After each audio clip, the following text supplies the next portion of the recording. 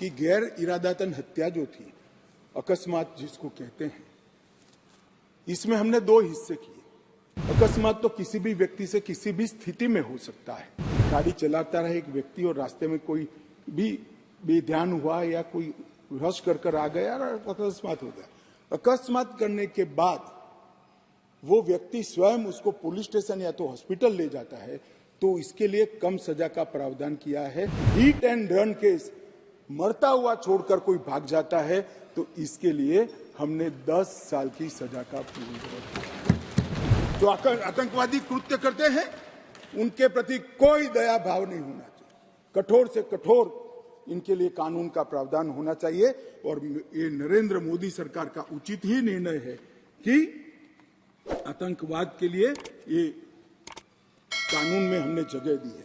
उसके बाद भारत सरकार, किसी राज्य सरकार, विदेश की सरकार, अंतर्राष्ट्रीय सरकारी संगठन के सुरक्षा को बाधित करने वाले कृत्य भी आतंकवादी माने जाएंगे। माने और मैं नहीं मानता इसमें कहीं पर भी कोई गुंजाइश बची है कि इसका दुरुपयोग हो। और मैं सदन को आश्वस्त करना चाहता हूं, कानून तो लिखी हुई चीज है, इसका अमल करते वक्त अगर कोई इसका दुरुपयोग करता है, यहां तक हमारी सरकार का सवाल है साहब, हम उसको रोकेंगे भी और उसको नसीहत भी करेंगे, सजा भी देंगे। और सबसे ऊपर कोर्ट है। अगर किसके ग्रीवेंसेस है तो ये आतंकवाद को रोकने का प्रोविजन भी कोर्ट के ऊपर तो नहीं है।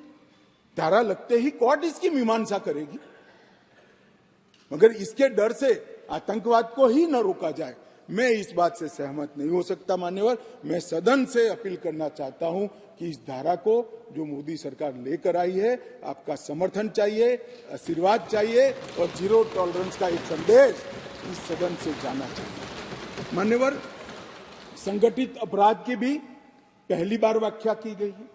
कई राज्य और राज्यतर गैंगे संगठित अपराध करती हैं, इसके लिए कोई विशेष कानून नहीं था। इसके अंदर हमने साइबर अपराध को, आर्थिक अपराध को, भूमि हत्याना को, हथियारों की व्यापार को, डकैती को और मानव लोगों की तस्करी करने व्यक्तियों की मानव तस्करी में, ये सभी को इसके अंदर रखा है।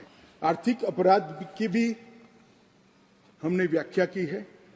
करेंसी नोट, बैंक नोट, सरकारी स्टैंप का कुटकरण, हवाला व्यवहार और बड़े पैमाने पर वित्तीय कपट और आर्थिक व्यवस्था को तोड़ने के सभी प्रयास, इसको भी आर्थिक अपराध की व्याख्या की तरह पहली बार लाने का काम नरेंद्र मोदी जी कर रहे हैं। और इससे मुझे लगता है कि न्यायपालिका का काम काफी सरल हो जाएगा। मान्यवर, एक मैं स्पष्टीकरण करना चाहता हूं कि गैर इरादतन हत्या जो थी, अकस्मात जिसको कहते हैं, इसमें हमने दो हिस्से किए। अकस्मात तो किसी भी व्यक्ति से किसी भी स्थिति में हो सकता है। एक गाड़ी चलाता रहे एक व्यक्ति और रास्ते में कोई भी बेध्यान हुआ या कोई रश कर आ गया और अकस्मात हो गया। अकस्मात करने के बाद वो व्यक्ति स्वयं उसको पुलिस स्टेशन या तो हॉस्पिटल ले जाता है, तो इसके लिए कम सजा का प्रावधान किया है। और हिट एंड रन केस, मरता हुआ छोड़कर कोई भाग जाता है, तो इसके लिए हमने 10 साल की सजा का प्रावधान किया। और मैं मानता हूं कि इससे हिट एंड रन के केस में काफी कमी आएगी। पर ये करते करते जो डॉक्टरों की नेग्लिजेंसी से अगर किसी की मृत्यु आती है, तो वो भी गैर इरादतन हत्या में आ जाती थी, इसकी भी सजा बढ़ गई। तो हमने इसको एक, मैं आज ऑफिशियल अमेंडमेंट लेकर आऊंगा, डॉक्टरों को इससे मुक्त कर दिया है। इंडियन मेडिकल एसोसिएशन ने मेरे सामने रजूआत करी थी, हमने इसको मुक्त करने का प्रावधान किया। मान्यवर, मॉब लिंचिंग का नया प्रावधान हम लेकर आए हैं। नस्ल, जाति, समुदाय या किसी शंका के आधार पर एक टोला एकत्रित होकर किसी को मार देता है, तो उसमें मैक्सिमम फांसी तक की सजा की है। स्नैचिंग के लिए कोई कानून नहीं था, चैन स्नैचिंग होते थे, मोबाइल होते थे और अलग अलग धाराओं में अंत में कानून के गैप का फायदा उठाकर वो छूट जाते हैं। थे, स्नैचिंग के लिए भी हमने कानून लाया है। और मान्यवर, गंभीर चोट का जो कानून था, इसमें भी हमने 2 डिवीजन करे हैं।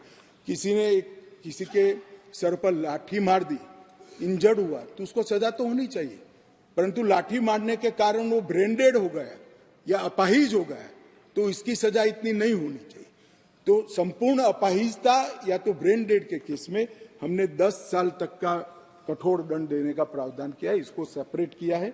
मान्यवर, गंभीर चोट का जो खंड 117 है, उसमें 10 साल की उम्र कैद का हमने प्रावधान किया है।